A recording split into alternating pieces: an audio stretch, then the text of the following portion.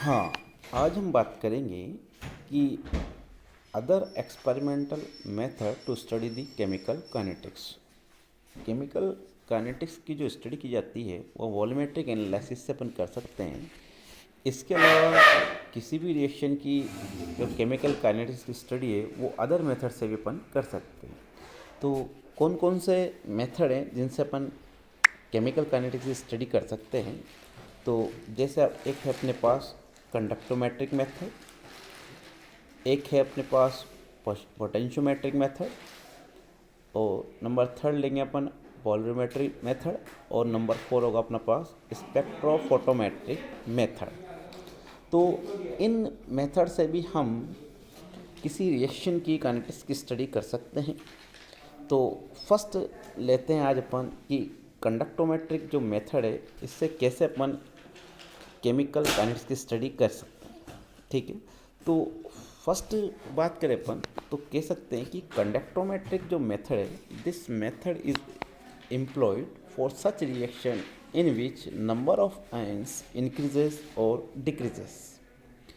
ये विधि उन अभिक्रियाओं के लिए काम में लाई जा सकती है जिनमें आयनों की जो संख्या है उनमें या तो वृद्धि होती है या कमी होती है। और ये भी माना गया है कि डाइल्यूट जो सॉल्यूशन होते हैं उन डाइल्यूट सॉल्यूशन की जो चालकता होती है वो रिएक्शंस के प्रोपोर्शनल होती है। रिएक्शन कितनी हुई उसके प्रोपोर्शनल होती है। कहने का मतलब यदि हम किसी रिएक्शन की चालकता ज्ञात करते हैं तो चालकता ज्ञात करने से हमें उस रिएक्शन की परसेंटेज का पता चलता है कि कितनी प्रोसीड हुई है। तो इस मेथड में कोई भी अपने पास रिएक्शन होगी, रिएक्टेंट होंगे, प्रोडक्ट होंगे, उन रिएक्टेंट और जो प्रोडक्ट है उनकी अपन चालकता निकाल लेंगे और चालकता निकाल कर उनकी केमिकल काइनेटिक्स की स्टडी करेंगे। तो जैसे एक रिएक्शन अपन ने दी है यहाँ पे कि क्षार द्वारा एस्टर के जल अपघटन में अपने पास एथिल एसीटेट है। इस एथिल एसीटेट की रिएक्शन अपन NaOH से कराते हैं तो सोडियम एसीटेट बनता है और इथाइल अल्कोहल बनता है। इस अभिक्रिया में जो हाइड्रोक्सिल आयन हैं उनके द्वारा कम गतिशील एसिडेट आयनों का क्या हो जाता है, विस्थापन हो जाता है, जिससे आयनों की संख्या कम हो जाती है या यूँ कहें कि चालकता घट जाती है। प्रारंभ में तो दोनों की चालकता क्या होती है, समान होती है, सांद्रता समान होती है, आयनों की संख्या समान होती है, तो उनकी चालकता भी क्या होती है, समान होती है। लेकिन जैसे जैसे अभिक्रिया आगे बढ़ती जाएगी क्षार की मात्रा घटती जाती है और विलयन की चालकता भी क्या हो जाती है, घट जाती है, क्योंकि जो क्षार है वो एसिटेट आयनों को क्या करता है, रिप्लेस करता है। अब कैसे इसकी स्टडी करें अपन, तो डिफरेंट डिफरेंट समय पर अपन क्या करते हैं, चालकता को मेज़र करेंगे। ठीक है, चालकता माप लेंगे। प्रारंभ में चालकता जिस सांद्रता का क्षार लिया है उसकी होगी और अंत में चालकता क्षार के बराबर सांद्रता सोडियम एसीटेट की होगी। ठीक है, लास्ट में सोडियम एसीटेट बनता है, उसकी बराबर चालकता आती है। तो गैस सांद्रता का NaH फ्लास्क में लेते हैं और दूसरे फ्लास्क में क्या कर लेते हैं, एस्टर लेते हैं। दोनों को अपन क्या कर देते हैं, ताप स्थायी में रख देते हैं और जब स्थिर ताप आता है तो दोनों की समान सांद्रता के विलयन को क्या कर देते हैं, मिला देते हैं और इस विलयन की जो चालकता है उसको चालकता सेल से ज्ञात कर लेते हैं अलग अलग समय पर। ये अपने पास चालकता सेल है, चालकता सेल में अपन ने विलयन भर दिया, दोनों विकारक ले लिए, विकारक लेकर अलग अलग समय पर इसकी क्या करते हैं, अपन चालकता ज्ञात कर लेते हैं। हम कह रहे हैं कि T बराबर 0 अभिक्रिया प्रारंभ में जो NaH विलयन है जो अपन ने लिया उसकी चालकता अपन ने मानी C0 C0। वो T समय पश्चात विलयन की चालकता हमने ज्ञात की और अपने पास कितनी आई, Ct अपन ने उसको मान ली। अभिक्रिया पूर्ण हो जाएगी, लास्ट हो जाएगी, तो उस समय जो चालकता अपन लेंगे वो कितनी होगी, C∞ मान रहे हैं। C∞ कैसे ज्ञात करें, तो C∞ ज्ञात करने के लिए गैस सांद्रता का क्या ले लेते हैं अपन, NaOH ले लेते हैं फ्लास्क में और उसमें फिनोल्फ्थलीन की 1-2 बूंद मिला देते हैं और फिर इसको एसिटिक अम्ल के साथ अनुवापित कर लेते हैं या एसिटिक अम्ल इसमें मिला देते हैं।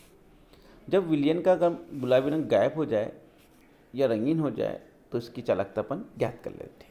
ठीक है, सबसे पहले अपन ने क्या किया, सी इन्फिनिटी का मान ज्ञात करने के लिए गैस सांद्रता का NaOH है, उस गैस सांद्रता के NaOH को अपन क्या कर लेते हैं, फ्लास्क में ले लेते हैं और इसमें क्या मिला देते हैं, फिनोक्सिन मिलाते हैं। उसके बाद इसमें फिनोक्सिन मिलाते क्या आ जाएगा, अपने पास पिंक कलर आ जाएगा, क्षार है। फिर इसमें अपन धीरे धीरे क्या मिला देते हैं, एसिटिक एसिड मिला देते हैं और तब तक मिलाते हैं जबकि जो पिंक कलर है वो डिसअपियर हो जाए। जब पिंक कलर डिसअपियर हो जाएगा तो ये इस विलियन को लेंगे और इस विलियन को लेकर हम इसकी चालकता ज्ञात कर लेंगे, जो हमें सी इन्फिनिटी की वैल्यू देगा। अब बात करते हैं अपन, जैसे प्रारंभिक एस्टर जो है, जो अपन ने एस्टर लिया था उसकी क्षार से रिएक्शन कराएं, उस एस्टर की प्रारंभिक सांद्रता अपन के पास हो गई Ct माइनस सी इन्फिनिटी।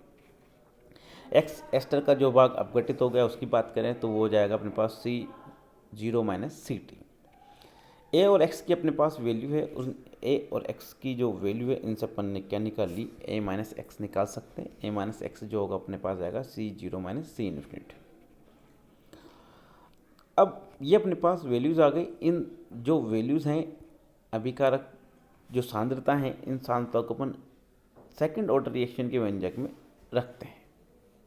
ठीक है, इनको अपन रखेंगे, चालकता ज्ञात करने के बाद रखा जाता है मान, और चालकता ज्ञात करने के बाद सेकेंड ऑर्डर के अपने पास जो रिएक्शन है वो K1/80 x A minus x, तो 1/80 x की वैल्यू अपन पुट करते हैं इसमें, C0 minus Ct, A minus x की वैल्यू अपने पास है C infinity minus C0 minus C infinity. ठीक है, तो यहाँ अपने पास C1 निकाल सकते हैं और फिर अपन ग्राफ प्लॉट करेंगे y बराबर mx प्लस c में, जो सरल रेखा की समीकरण है। तो इस प्रकार हम देखते हैं कि C0 minus Ct divided by t व Ct या C0 minus Ct minus infinity व t के मध्य ग्राफ खींचेंगे तो एक सरल रेखा आ जाएगी, और सरल रेखा जब आ जाती है तो द्वितीय कोटि अभिकर्मणी क्या हो जाती है, पुष्टि हो जाती है। तो इस तरह से हम किसी भी रिएक्शन की केमिकल जो काइनेटिक्स है उस काइनेटिक्स की स्टडी कंडक्ट मैट्रिक्स से भी कर सकते हैं।